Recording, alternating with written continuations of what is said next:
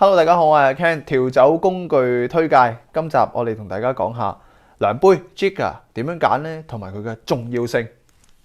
選擇量杯第一樣最緊要嘅嘢，當然就係有冇數字同份量可以俾我哋清楚知道寫咗喺呢個量杯上面啦。譬如話我哋睇睇以下呢幾款量杯啦，都有份量嘅數字同埋單位寫咗喺分別量杯嘅出面同埋入面嘅。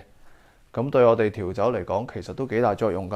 啱啱開始做 cocktail 嘅時候，經常都唔記得量杯上面嘅份量，到底我落咗幾多材料喺呢個 cocktail 裏面啊？咁當我哋倒緊酒嘅時候呢，其實就可以依靠住無論量杯裡面嘅份量數字，或者量杯外邊嘅份量同數字，可以令到我哋記得到底落咗幾多喺裏面啦。另外呢一款嚟自美國 Pinot Barware 嘅 Jigger 呢，佢其實就寫得非常之清晰嘅，上面除咗有數字之外，亦都有兩個唔同嘅量度單位，包括係毫升 ml 同埋安士，佢就可以俾你方便去兌換到底我哋加咗幾多材料喺裏面啦。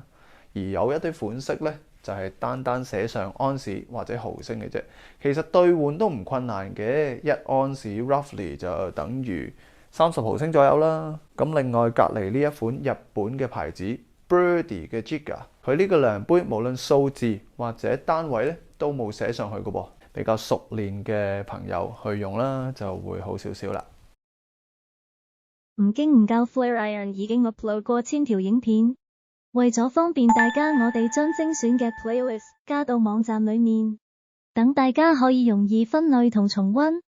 網站仲有討論區等大家分享雞尾酒問題，可以同其他調酒愛好嘅朋友分享你嘅諗法。如果你需要工具同材料，就記得去 Flair Iron Store 選購啦。第二個考慮當然就係量杯嘅大細啦。量杯嘅大細係咩意思啊？我哋睇下最大佢可以倒到幾多材料落去。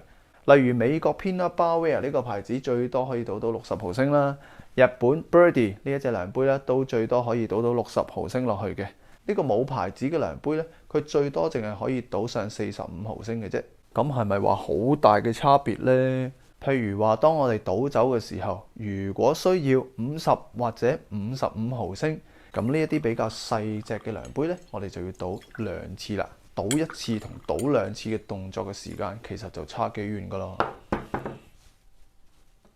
咁如果話隔離呢一啲咧，我哋只係倒1次就可以足夠啦。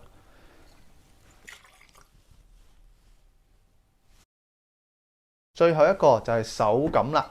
我哋可以睇到量杯嘅中間通常都係比較窄嘅，方便我哋用手指去鉗住呢一個量杯，可以令到我哋做出一啲倒酒嘅動作啦。到底幼身啲定係粗身啲啱你自己啊？你可以 feel 一 feel，用你嘅食指同埋可以試下用你嘅手指尾感覺啦。